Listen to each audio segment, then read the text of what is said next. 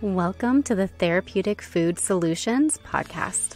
I'm your host, Marian Mitchell. I'm an integrative nutrition health coach, therapeutic diet expert, and founder of The Road to Living Whole.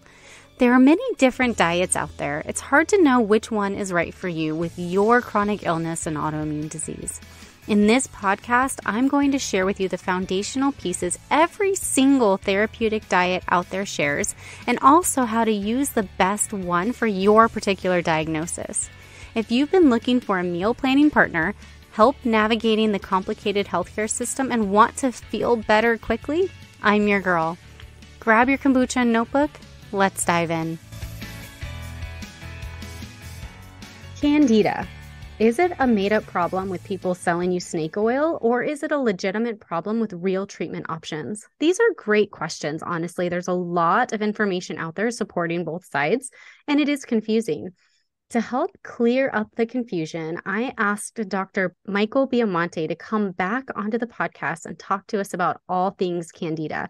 If you're new to the podcast, he first joined me in episode 57, where we talked about the side effects of medication and how they can make you feel worse. After we got done recording, I asked him if he would come back and talk to us about this topic. Dr. Biamonte, thank you so much for coming back and talking with me again. Oh, it's absolutely my pleasure. I'm so excited. Could you please introduce yourself to our listeners who are meeting you for the first time? Sure. I'm a certified clinical nutritionist in the state of New York. I have a naturopathic degree, and I'm also one of the members of the Scientific Council of the IAACN, which is the International and American Association of Clinical Nutritionists. So I'm one of the people who writes the questions on the tests that people take in order to become a certified licensed nutritionist. It's kind of a unique perspective. I love it. It's so cool. You are so knowledgeable, and you've actually written a book. My book is the Candida Chronicles, and why I call it the Candida Chronicles is because it chronicles my journey of understanding, first meeting with Candida in the 80s, middle to late 80s, personally, and then going through how to treat it. And it's interesting because Candida is a very tricky thing to deal with. It's not very plain and simple. It's an organism which everyone has in their intestinal tract. Candida is a sort of a cross between a fungus and a yeast. It can change itself back and forth between fungus and yeast, which the term for that is dimorphic, which means to live in two different states. And it does that to protect itself so that it stays alive. And Candida can become very resistive easily to medications or herbs or anything that you do to try to kill it. So when you're dealing with it and you're trying to get rid of it, it makes it very tricky. So that's why I say it chronicles my journey towards learning about Candida and then learning finally how to handle it correctly. Yeah, I've read it, and I think it's a fantastic book. I actually told you I read it like 3 times because I get more out of it every time I read it. Mm-hmm. And I'm like, oh, I didn't even see that he talked about this last time. And there's just so much to learn. Today, I want to walk people through, we talked about what Candida overgrowth is, right?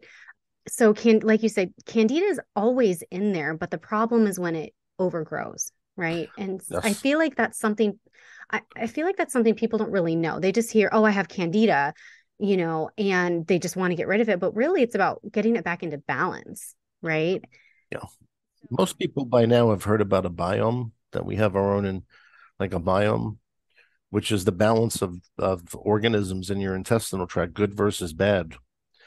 And theoretically, Candida is part of your normal biome, but it's a subdominant organism. It's an organism which is not major. It plays a minor role.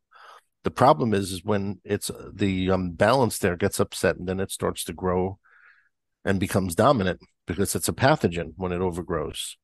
And it releases all types of harmful chemicals into your body. It produces alcohol in your body. So a lot of people who suffer with Candida feel like they're constantly drunk. And that depends on the type of the strain of Candida they have and their diet. If you happen to have a strain of Candida that produces a lot of alcohol and you're eating a lot of sugar and starch, you're giving it the Candida things to ferment and then release alcohol upon. So interesting. So now that we've talked about that, Candida is normal, but when it becomes overgrown is when we have a problem. What leads to Candida overgrowth? What are some things that contribute to this problem? Well, essentially, there's only one thing, ultimately, is it's anything that disturbs your intestinal flora balance. And then to be more specific, anything that kills your friendly bacteria in your intestines. And when we say friendly bacteria, we're referring to the probiotics. And by now, everyone's heard of probiotics. There are commercials, on about them. So anything that kills the probiotics, which are supposed to be there and are supposed to be the main guys in charge, that then allows the candida to start to grow and multiply and get out of control. Now, that could be, if we look at this, anything that disturbs the balance. So it could be having surgery. It could be getting into an accident, which is a shock on the body. It could be too many antibiotics, too many steroids, too many different types of hormones. It could be too many antacids, because antacids disturb the balance of your intestinal flora. Could be chemotherapy, which also does that. So it's literally anything that will disturb that intestinal balance. Even if you happen to go to a pool and you swallowed too much chlorinated water, you'd have the same thing. It would disturb the balance of the bacteria. So those are individual examples of what could happen, but literally it's anything that would be able to disturb your bacteria balance that would cause candida. That's so good to know. I love that you don't really place an emphasis on any one thing. I feel like people are always looking for like a magic bullet, right? But usually it's like a combination of things. Often. Well, think about it. Someone gets into an accident, they end up in the hospital. What's the first thing they have put on? Antibiotics. Antibiotics. So Yep. you'll find some of these things come in combinations too, for that Right. reason. Yeah, I can't think of how many times I've encountered people that were like fine and then something traumatic happens and then their Mhm. health just kind of spirals out of control from there. Can we talk about some of the symptoms that Candida overgrowth gives people? And then we'll probably talk about like, how to explore testing and talking to your doctor about it and things like that. So the first thing people will notice when they develop candida is they have fatigue. And it's usually fatigue that's accompanied by cognitive issues. It's like suddenly they don't remember names, or they're starting to forget things. They walk in the room and they say, "Why did I walk in the room?"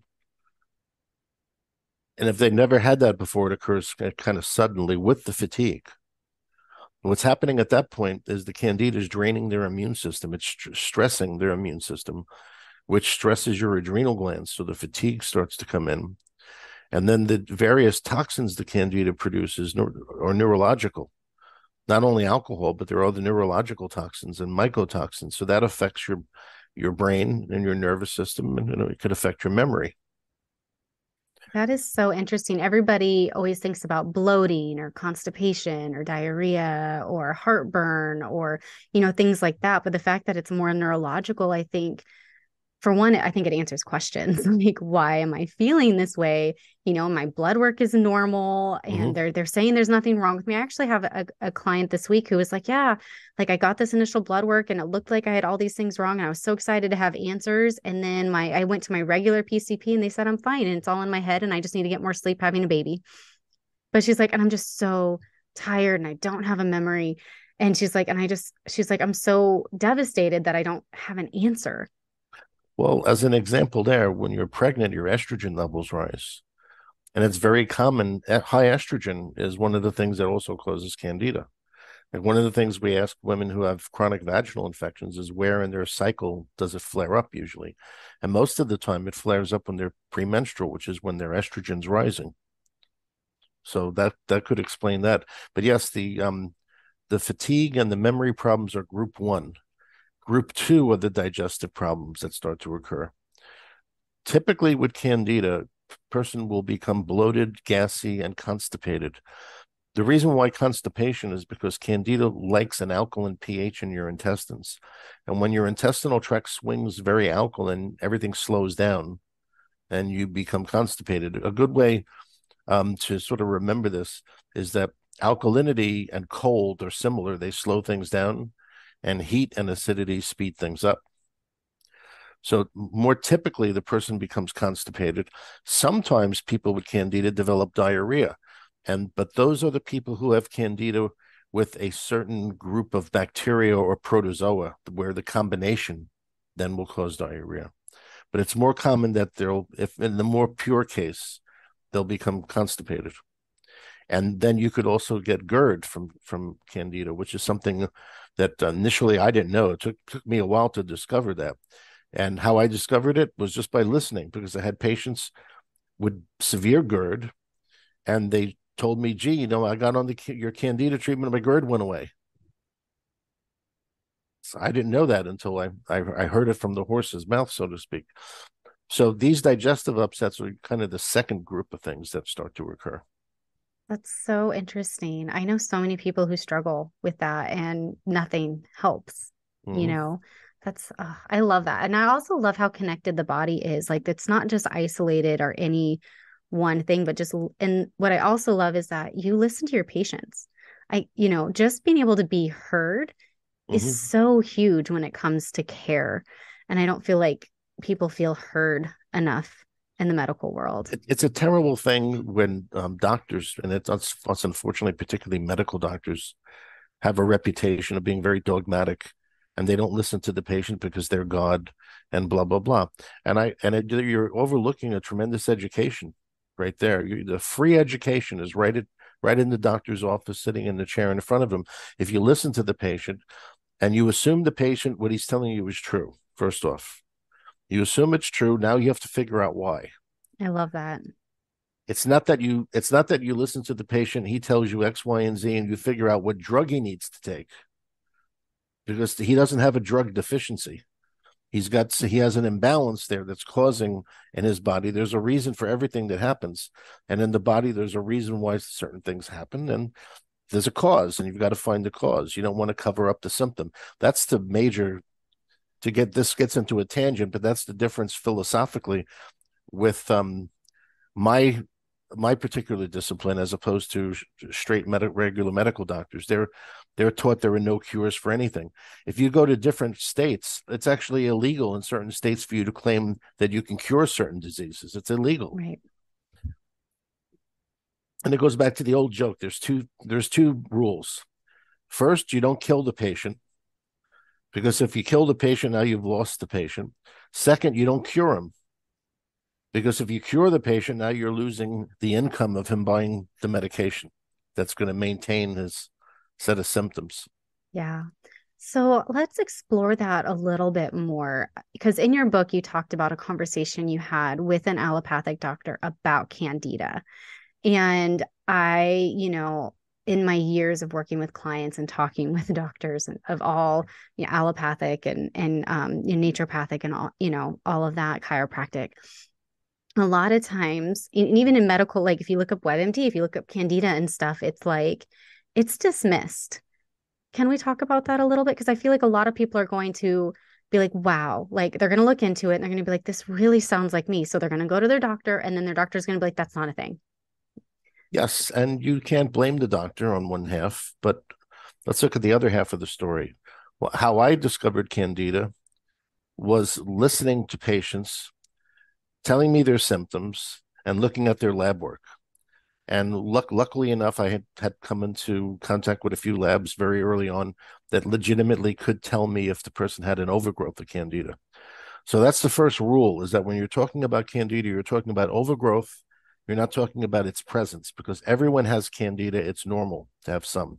We're only concerned with when it overgrows and becomes too overly populated. And at that point, it produces certain symptoms, which the early books on Candida, Dr. Truss and all those early pioneers, they were great at documenting all these symptoms that people with Candida had.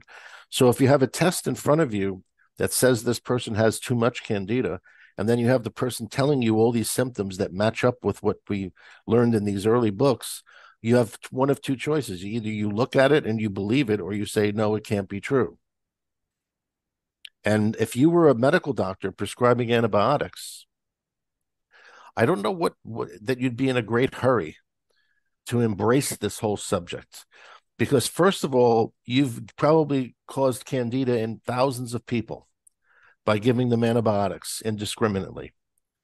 So if you want to start looking at it legally, now if all these people were to get together and have a really sharp lawyer they can start a lawsuit against doctors and drug companies like crazy. If you say, well, this is a side effect of these antibiotics, and here you guys did it. This guy lost his job. This one ended up in a mental institution. This had a miscarriage, et cetera, et cetera. So that's not something they are going to really want to embrace from a liability standpoint. The second thing to be aware of is Candida is not easy to treat. Medical doctor is used to spending 5 minutes with a patient. You see, you can't do that with Candida because the patients have too many questions. They have questions about diet. They have questions about the medicines they're going to take. It goes on and on and on. You can't dismiss a patient in 5 minutes who has Candida and give him a prescription and have him go out the door. So if a medical doctor was going to actually take this up and make this part of his practice, he's going to have to hire somebody in his practice who's going to handle the Candida patients. It's going to be some type of a nutritionist that's going to go over the diet and go over the whole protocol. He doesn't have time to do it. So that's another salary. That's 50 to 100,000 a year. That makes a lot of sense, which is another reason why I'm a big fan of cash pay, because they have the time to listen, and also the time to research, right? Yes. And are able to really dive into that. Because I mean, there are some, I would say they're now called functional medicine doctors, right? Where they're trained allopathically, and then they dig deeper and realize they want to give the quality care to their patients. So they become cash pay as well. And they typically call themselves functional medicine doctors. So, it really just takes a person who cares and is willing to listen and to find out how to make that economical for them. And then also to go to all the weekend seminars where they learn the material is the second part, because they didn't learn this in medical school. The average doctor in medical school, I think he spends, what was it? I think they said it was a total of 5 hours on nutrition. Yep. And most of it was split between geriatric and obstetrician needs. So they don't study diet or health from the standpoint of improving someone's life. And it's in terms of meeting these needs we're talking about. So it's a whole different viewpoint. Okay, so then if we get back to our main thread, the next group of symptoms they're going to start hitting on are going to be what we would refer to as symptoms that also occur in leaky gut. You could actually draw concentric circles at this point of the advancement of their problem between multiple illnesses that are all correlated. Like, because Candida causes leaky gut, the person now starts to perhaps demonstrate these symptoms of leaky gut, which primarily are very, very poor chemical tolerance. They can't tolerate cigarette smoke, perfume, things like this. I had a patient once, this was an interesting line. Patient told me, well, I don't really go out anymore. I used to go to this pub down the block. I don't go anymore. And I don't go anymore because I can't handle the cigarette smoke or the perfumes and things. So I said, okay, how much did you drink? And he says, well, that's another thing. I can't go to the pub anymore because I can't drink. I take one drink and I'm, the next day I have 3 hangovers. So these are with a leaky gut condition, your alcohol tolerance drops. You can't handle cigarettes. You can't walk down the aisle in the supermarket where all the cleaning solutions are. You start to develop a lot of food allergies, a lot of airborne allergies. And the person will also notice that they start to become particularly reactive in their joints, like they have rheumatoid arthritis can get set off by leaky gut, or just arthritic symptoms in general are very common with leaky gut. So that's bringing us to a higher level now, higher level of advancement. Eventually, the worst scenario for the person with Candida is that they become what we called a while ago the universal reactor, where they can't work, they can't go out and hold down a job or even go to school, because if they go out of their environment, they're so chemically sensitive. And nowadays, people are referring to this as mast cell activation problems, and it's being talked about like it's something new. Which it's doctors who treat Candida or fibromyalgia or conditions like that have been dealing with mast cell issues since the 70s. So it's not anything new. What's happening as far as that. Well, we've definitely learned about new ways to deal with it, and more about the pathways. But it's all triggered eventually by Candida or some underlying dysbiosis. Dysbiosis means the imbalance of bacteria in the intestinal tract. That's what's setting it all off in the first place. I love that you talk about that because, yeah, mast cell activation syndrome is becoming a thing. And I'm seeing more and more clients coming to me for help, like with the diet and lifestyle side after they see their doctor and get that. And I always try to make sure that they know that that's a symptom and Mm-hmm. not a diagnosis. It's not, it's a symptom. And I love that we're talking about different categories of this because I feel like it really puts it in perspective. Also, hopefully, as we continue this conversation, gives them an idea of what they can expect in treatment and length of treatment and things like that as well. Um, Okay. Well, if you go to your doctor, you can expect nothing usually. right. If the doctor, you're going to hear the standard answers. Well, there's no such thing as one, or everyone has it. Those are some of the same. Not really going to expect much. If you go to somebody who knows what they're doing, then they'll most likely map out what their protocol or approach is. Hopefully. I'm always going with the assumption, and I need to work on this myself, is that, they're going to go to a doctor who's well versed in it is my hope. And so, if this is something that you are concerned about, make sure you do your research and, maybe Dr. Biamonte will be able to help you, or hopefully you'll know what kind of questions to ask if you call and interview some of these functional medicine or naturopathic doctors, depending on what state you're in. Let's talk about the progression now. So they have these symptoms. Where do they go from here? Let's assume that they're going to go to a doctor who's well versed in it, knows how to treat it. What can they expect? Well, the first thing I would always suggest they do is they sit down and they look at their history and their own timeline to get it straight. So then when they go to the doctor and they present all this, it makes sense. So they usually want to they want to go to a point before they had these complaints and then come up the timeline. And they want to look for where this may have started, knowing that there are these different symptoms and these symptoms can occur in stages. They start looking for the symptoms and pinpoint where it may have happened. And it could have been something as simple as when they were a child and they were being treated for acne with antibiotics that it developed over that period of time. It could have been a very rough, difficult pregnancy that they had.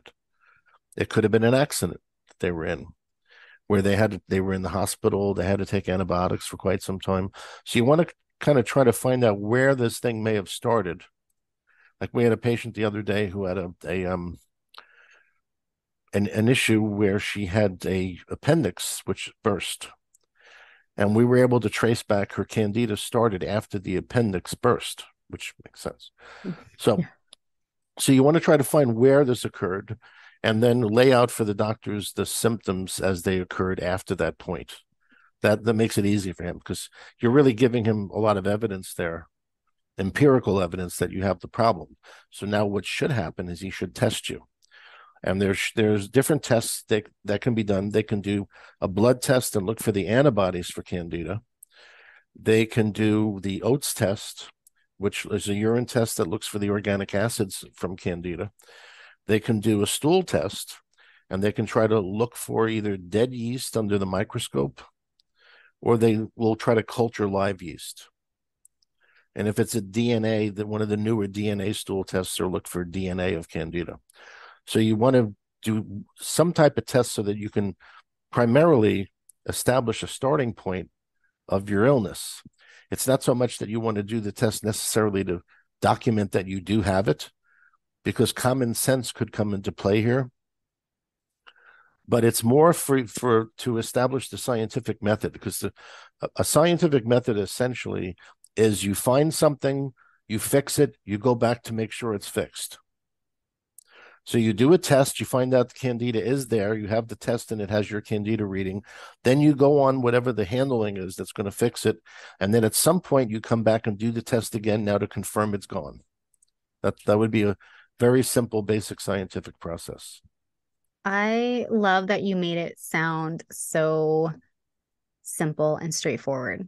Like, that's just really great. I feel like sometimes it can feel like this overwhelming, complicated process. And I feel like the other thing people run into is they just want to feel better tomorrow. Like we're so used to a pill for every ill. And like if we're really sick, they do give us that antibiotic and we feel better, in a few days, hopefully. And so, or, we're just used to being sick and then getting better within a few days, right? Like normally we're sick for 3 days, 5 days, 7 days, maybe we'll have a cough for a couple weeks, but then it gets better. And, when it comes to something like this, it might not be that straightforward, but knowing that there's a straightforward process, I think can ease a lot of mind. Yeah, that's a process you can trust because it's very simple and it ends up with you knowing that the problem is gone. So now theoretically, if you go to the doctor presenting these symptoms, it's confirmed you have Candida, he treats you for it, you go back, the Candida is gone. Whatever symptoms you still have can be from something related to Candida, which you didn't test for or necessarily address, or it could be something totally different. It may have nothing to do with Candida at this point. But at least you have your bases covered, so you know what direct. Because the whole idea is understanding what direction you're going to go in based on the data you have. If you have Candida and the Candida is handled, but yet you still have Hashimoto's, could be because you still have leaky gut. You haven't handled the leaky gut. You've handled the Candida. So then if you handle the Hashimoto, you handle the leaky gut and the Hashimoto's is still there. Now you've got to look for mercury toxicity or copper toxicity or some other kind of chemical toxicity in your body that's setting off that autoimmune reaction, which we call Hashimoto's. So using that as a little microcosm, then when Candida is gone, whatever's left is not from Candida. It is. It's really, I think that's really helpful. I work a lot with people who have chronic health issues. So usually one gets resolved and they feel better, but there's still something left. And so it's a progress, right? Progression. Right. It goes back to the concentric circles I was talking about, where you'll get certain disease clusters that have certain things in common that are not a name of a disease. They're an actual abnormality, a deficiency, an excess of toxicity in your body that's generating it all. Okay, so you got one aspect of it, but now you got to pull that root that's causing the whole thing to evolve. Yeah, absolutely. My next question is, we had talked about this before we went live, where like being able to treat it properly, like is there one herb or one pill that you can take for 3 months and then the Candida is gone? Can we talk about that just a little bit to kind of give people an idea of what to expect when it comes to treatment? Sure, and this is typically what people will run into, which is why they sometimes end up on these journeys of 10 years or so, bouncing from one doctor to the next. The first thing I learned about Candida, which made me more successful in handling it than others, is that Candida is very mutative. And it genetically flips or switches when it's been exposed to the same medication for too long. Because I would hear I would hear this story all the time that we actually turned into a brief video on my website where the person would come in and she said, well, I went to the doctor. He said I had Candida. That's what was wrong. I read about it. It made sense. He put me on the treatment and I felt wonderful for a few months. And then all of a sudden, all the symptoms started to come back. And then he raised the dose of the medicine and then it came back even harder. So what happens is when the person gets into the magic treatment, the magic one pill approach, they're causing their Candida to mutate and become drug resistive, not only against that drug, but of multiple things. When Candida or any bacteria becomes drug resistive, it's not only resistive against that one medicine it's been exposed to, but it could be resistive against multiple things. So they've made a super strain, essentially. And the way I handled that in my treatment is I rotate the medicines. Just arbitrarily, we take 4 different herbs or 4 different Candida medicines, and we have the person switch them around every 4 days or every week to make sure that the Candida can't mutate against it. And that's something they're very unlikely to hear from the doctor who's treating them, because most doctors have gone in to the approach of what the drug company's telling them. You take nystatin for 3 months or whatever the medicine is. And unfortunately, a lot of the vitamin companies are just as guilty with their protocols. They'll give the person the combination of berberine, pau d'arco, oregano oil or something in one pill, and their think is to take this for a few months or as long as you have to get they're not thinking with the fact that it mutates, and after the 3 months the candida levels may be lower, but now what you have that's lower is a super strain, which in a few months is now going to come back. It's going to come roaring back at you, and that pill that you're taking, that this herbal candida pill, is not going to work anymore. That's so good to know. And I think it's going to be very helpful for the other doctors that are listening to this. And then also for patients and their expectations of like, it's not just one pill, that it takes a nuanced approach, and to make sure you take things the way your doctor tells you. So I feel like a lot of times we are all somewhat bad patients who kind of take things into our own hands, especially when we're researchers and we're doing, oh, well, if I take this, this will help. And if I, add this in, and we kind of go rogue. The other thing I want to talk about, this makes me think about people that do candida diets in lieu of treatment. They feel like, oh, food can resolve this. I just need to eat this certain way. Can we talk about that? I've been doing this since 1989. And in all that time, I've never had a patient who told me they went on a candida diet strictly, who actually had their candida levels stably go back to normal. And the reason for that is because candida is a living organism, and it's a plant, actually. And as a plant, it grows roots. And the roots that it grows look for your little blood vessels to tap into to get glucose to keep it alive. So if you went on a fast and you ate nothing, your body is still breaking down your muscle tissue and converting it into glucose to keep your glucose levels normal in your blood. So as long as you're alive, the candida will remain alive at some level. Then when you go off the fast and you start to eat freely again, the candida is just going to munch away and come back to its former self. This is why diet doesn't work. What diet does is diet assists the medicines. When you take the diet, you're weakening the candida, and that's making it easier for the medicines to kill it. But it's impossible for these reasons that I just stated for a candida diet really to kill it. I love that you put it in that perspective. That's actually my approach to my therapeutic diets. I always tell people this is in addition to treatment. This is to help the treatment. It can never replace it.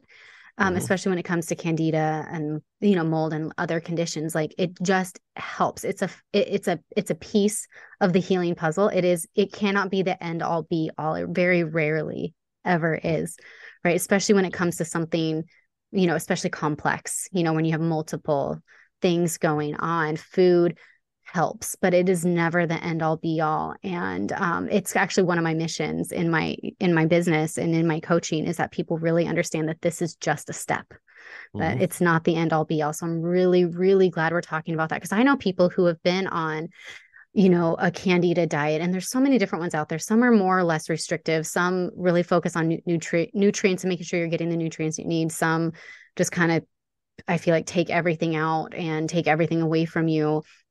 And people are suffering for years, trying to say, oh, well, they just said if I eat this diet, it's going to get better. When it comes to something like this, it's not. And most health problems, it won't. It's a start, but it can't be your only treatment option. Well, there are very few foods that I'm aware of that actually can kill candida. Garlic is one. Arguably, onions might be another.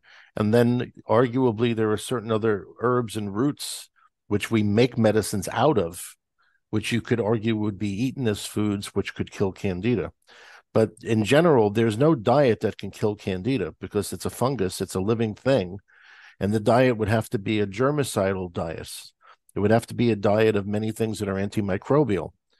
So there isn't any, because people will say, well, can I eat this? Is this one food? Is this good to eat for candida? Well, it's not really a point of that. It's, when it comes to candida, what you don't eat is more important than what you do, because you don't want to eat anything that has the potential of further imbalancing your flora, and you don't want to eat anything which possibly could serve as food for the candida. So when it comes to a candida diet, those are more of the of what's important, but then you'll have the foods that the person with candida can tend to be allergic to. And that's where you then get into all the variations on the candida diet. And it's really funny because I've spoken to so many people, so many people who do YouTube videos and who've written books about candida because they've come to me as patients. And I've asked them, how did you arrive at your candida diet that you're publicizing? Well, this is basically what worked for them. So they don't know any better. What other resource? If you think about it, what other resources would a person like this have? He has no other resources really. So the only thing he can do is go by his own empirical experience of what worked for him. But of course, that's not going to work for everybody because we're all biologically unique. Right. I'm really glad we're diving into this. Another thing I want to talk about a little bit that you talked about in your book are the vitamins and minerals, and how candida, can make you further deficient, but also how you can keep feeding it. I think that that's really important too, especially for those people who are in the, diet and supplements and like they want to treat it that way. But I feel like my mind was blown reading this section. And I think that a lot of our listeners are going to appreciate the information too. So can we dive into that a little bit? Sure. And the best example of this is iron. Probably the best example. If you start to read the pharmacological actions of certain antifungal drugs, you quickly will learn that some antifungal prescription drugs work specifically by blocking candida's ability to absorb iron. Others work by blocking the candida's ability to absorb vitamin D. But particularly with iron, it's very typical when we do hair analysis on patients with candida that you see very low tissue iron. And this is because the candida, acting as a parasite, is actually sucking up that person's iron. Yet, if you supplement them with iron to try to make up for that, the candida spreads because now you're feeding it the iron more directly. So it's an interesting catch-22 situation that the person ends up in. And the ultimate solution is just get rid of the candida. Stop messing around and get rid of the candida. Can I interrupt you for a second? This made me think of a patient, a client I had in the last couple of years. I've had a few that have gotten iron infusions, and one in particular, it didn't make her feel better at all. And she got her symptoms got so much worse after the infusion. And she couldn't figure out why. And I feel like, and I'm like, oh, like, that could very possibly be a reason. And she'd had a lot of health problems, a lot of medication, complex chronic illness there. But I think she had been at Mayo for like 15 years and finally went the naturopathic route. So there was a lot going on. Wow. She'd been on high dose steroids for years, all of that stuff that we talked about. And so I feel like, she's not going to be the only one that goes through this. Right. This is definitely an aha moment. Well, you have to say, aha, well, here it is. That is the reason right there. And then when you go through the other nutrients, there's basically two groups of nutrients. There's the group of nutrients which directly will feed candida and make it spread. And that would include copper, calcium, iron, vitamin D, coenzyme Q10, and the B vitamins. All of these nutrients I've tested, or I have literature on from other third-party tests, which actually feed the candida. They accelerate its metabolism and will make it spread. Then we have the other group, which are protective, which are essentially any antioxidant. So if you're taking high doses of antioxidants while you're taking antifungals, you're inhibiting the action of the antifungal. Very simply, as most medicines that kill bad organisms work by producing oxidative stress against the membrane of the organism. And when you take high amounts of antioxidants, you're reducing that effect. So you're reducing the effect of the medicine. That's so good to know. It reminds me of, as people are going on their health journey, a lot of times you start with, oh, I need this vitamin. This vitamin's going to give me energy. This vitamin's going to do this, and people are taking, hundreds of dollars worth of supplements. And then eventually they go, well, where can I get this from food? And then eventually it's like, okay, there's something actually wrong. I need to figure out what's going on. And they're on these years of doctor hopping until they get an answer. Right. But it is nuanced information like this. Like how many people are like, oh, I need to take antioxidants. I have all this inflammation. I have all this stuff going on from the leaky gut, right? Their joints are inflamed. They're in pain. Right. They got brain fog. So they're like, I need B vitamins for energy and I'm getting my B12 injections and, things like that. And we're actually, you know, unknowingly, even if we're getting the proper treatment, inhibiting the treatment because of things like this. And it's not typical. This would not be a typical thing that I would talk about. It's unique to Candida. It doesn't necessarily happen in other conditions where you have to tell people, well, you shouldn't take these vitamins. That wouldn't be typical. But for Candida, it is, because Candida is a separate life station within your body that has its own programming and has its own deal that it's doing, separate from you. I'm really So glad we talked about that because it does not apply to every condition. I feel like people have a tendency to say, oh, well, if it's bad for this and it's bad for everything, that's what we want to avoid, because it's not true. it's not true. No. I also think about that with SIBO. A lot of times people have been dealing with it for a lot of years. This is one thing I'm very well versed in. And what I see a lot of is people, applying what worked when they were sick to when they're healthy. And it's like, no, if the candida is gone, you can resume normal, Mm-hmm. healthy living, not your normal standard American diet and standard American things, but a healthy diet. You should be able to resume that after treatment, if that means we need to move on to a gut healing, and just being extra focused on, healing the intestinal lining, but eventually you should still get back to normal, healthy Mm-hmm. eating at the point. So you're not going to live in a candida lifestyle diet forever. A lot of people like to live there because they feel better. But it's like, no, Right. you're supposed to progress. You're supposed to get better. This is one of those things that you're supposed to progress and get better. And some people are just so paranoid that the Candida is not really gone. And can you blame them if they've been dealing with it for 10 years? No, no, you can't. Yeah. They'll make little forays out there and try different things, and they're thrilled when they can try it, and they don't get sick from it, or it doesn't bring back those old familiar feelings. But yet they're not going to go cross over the line completely. And as you're saying, it's something they are free at that point. Candida is gone, and if the Candida is gone, then the next thing you have to do is clean up the mess that it makes. I'm glad we're talking about that. That's the thing that we find. Probably the one most common most common thing we find in patients with Candida is adrenal exhaustion. Everybody who has Candida comes out the other end with exhausted adrenals. The only other thing I could say that might be expect almost up to the rate of expectation would be some type of metal toxicity. And normally it would be copper or mercury, as you would find. And the person who really had Candida chronically for a long time, they'll have mercury, copper, or both. Because if you have to remember, if they're obtaining these elements and they have both, the chances of having both elements are not that high unless your amalgams are leaking, because Mm. many of the amalgams that were made in the 60s and 70s were zinc, mercury, copper alloys. Companies changed the alloys here and there, but essentially it was copper and mercury. So if you have copper toxicity or mercury toxicity, or together, that would be one of the things you need to handle as soon as the Candida is gone. Now, we're going to get a flood of questions. My doctor said that if I don't get rid of the toxic metals, the Candida will never go away. Well, theoretically, he's right. The problem is when you try to detoxify somebody of metals who has Candida, you're looking at a situation like throwing gasoline on a fire. And I learned this all the hard way. I learned this from having patients come to me who said, I went to Dr. So-and-so, who's very famous, by the way, and he started to do the metal detox, and I just couldn't handle it. My Candida symptoms went crazy. So this is why I prefer to get the Candida under control first, and then I assess the metal problem, and then we work on the metal problem.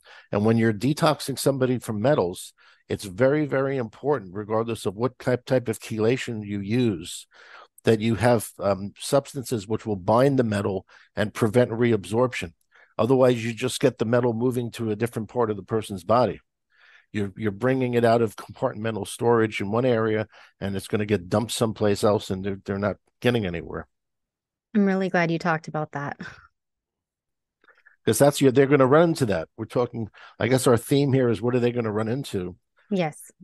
They're going to run into this. If they have heavy metals, they're going to find the doctor who's going to say, well, that's the first thing we have to handle. And the odds are is it's going to make them feel so bad they won't be able to complete the treatment. And then they'll end up at another doctor. And now it's going to be another story. So right off the bat, you want to try to get the Candida under control as best you can first. And then when you do a toxic metal program, make sure the metal program has some type of substance. And there's plenty of them out there nowadays that bind the metals so you don't reabsorb them. Very important. Otherwise, you just perpetuate the problem. And then after that point, it's going to be addressing their adrenals, usually their adrenals and their thyroid, because many Candida affects the thyroid so badly that I started a website called the New York City Thyroid Doctor, where we handle thyroid problems. And a lot of the people who come to that website, we find out have Candida. So here we go again with the concentric circles I talk about. The problems overlap. Candida has a very bad effect on the adrenals because of the stress it creates on the body. And from an immunological viewpoint, it seems to have a particular affinity to beat up on your thyroid gland. It's so interesting. It's like mind blowing how it all works. You wouldn't think that an overgrowth of, a fungus in your gut would beat up your thyroid, Now, there are doctors out there who swear there's no such thing as any thyroid disease. It's all Candida. And I don't know if I would go that far, but I've seen enough cases to understand why they say that. But thyroid and adrenal really have to be addressed. And then when you look at that, well, what are you looking at here? Well, with the adrenals, you're looking at your ability to handle stress and you're looking at your energy to a degree. And then with thyroid, you're also looking at your energy, but more importantly, you're also looking at your ability to detoxify. Just one of the things that's very often overlooked is the fact that T4 and T3 are very important components in stimulating hepatic detoxification. And now another argument in there is bifidus bacteria. Bifidus is very essential for hepatic detoxification. So if you take somebody who has Candida, that pretty much means their bifidus is very compromised. How can you expect their liver to detoxify correctly with improper flora? If you understood this, most people don't know this aspect. But if you study bifidus bacteria, and there's a great book called Bifidus Bacteria and Its Role by CRV Press. If you study this and you see how important bifidus bacteria is to your liver's ability to detoxify, it kind of would take off the table you wanting to do all kinds of detoxes on people until you get their flora back to normal. I'm really glad you talk about that because we're in January. Everybody's doing these 3-day juice detoxes and like all these different things. And I'm always like, can your liver handle that? Like, have you built up to a place where you're lowering your toxic load that comes in every day and you have the nutrients coming in? Do you even know what your nutrient levels are before you do something like a detox? Like, yeah, you can clean up your diet and things like that and call that a detox. And I'm actually a pretty big fan of like, cutting back on sugar and alcohol and eating really whole foods. That's great. But you have to make sure that your body's in a place that it can actually do its job and you're not just, making things worse. Or at best, it's not doing anything, and at worst, it's actually hurting. Yeah, and then if you take the powders that exist on the market, there's all types of various detoxification powders that have various sweeteners in there. So here you have this Candida patient, they're going to subsist for a few days exclusively on this powder that has a sweetener in it. Or you'll get the people who make the lemonade mixture, which has honey in it. Honey's high in fructose. Honey is a miracle food, but it's high in fructose. Fructose feeds Candida. So this person is fasting on foods that are feeding their Candida. Then unfortunately they confuse detoxing with the fact their Candida is worse. They're saying, oh, yeah, I broke out in this rash. It was all these toxins coming out of me. It's not really what happened. What happened is you were giving your Candida all this honey, and the Candida spread, and it made you really toxic, and you broke out in a rash. Yeah. Yep. When everybody says, "Oh, I had this rash," and that means all the toxins were coming out, I was like, "Oh, no, that's not how it works." No, that's true. Yeah, I see. I see on your face Yeah. you've heard this. Yeah. Yeah. I have pretty strong opinions about stuff. I don't blame you. Oh, okay, so we've really gone through all of my questions, and I feel like we've hit all the major like topics that I think people would really have questions on. Is there anything else you would like to add for people, who might be struggling with this and want to explore this, or they've been diagnosed and now they're coming into it with maybe clearer eyes? Like anything else you would want to share with them? Well, there are so many mistakes that can be made in treating candida that it's incredible. It took me years to unravel it. As I chronicled it in my book, I would really encourage people to get if they're being treated for candida, that they get my book before they go in to see the doctor. And this way they can read my experiences of what worked and what didn't work, and they could hear what the doctor has to say, and they could draw their opinions on that. I will second that. Your like I said, your book was such an eye opener for me, and it really did explain it in such a great way and a very multifaceted look, from by all these different directions. And I just really, really appreciated the way that you explained it. Um, the information that you shared and the why behind it, and it was just really, really helpful. So I will make sure that I have a link to your book in the show notes so that people can definitely go into that. And, we all have to make our own decisions, but I believe in being educated and being educated Mm-hmm. by people who've really studied it and really and treat it consistently. It's not just a small piece of what they do, but they've really, really worked it. Medicine's a practice, so everybody has a slightly different approach. But I find that the people who really focus on it tend to get more and more uniform in the approach. True. So we can list some of these points to be on guard for. First of all, there's not rotating your antifungals. Big problem. Another one is giving the person lots of vitamins and supplements while they're trying to kill the candida with the antifungals. Big problem. Next is putting probiotics at the front of the list. Probiotics aren't given on my candida program until about the 6th month.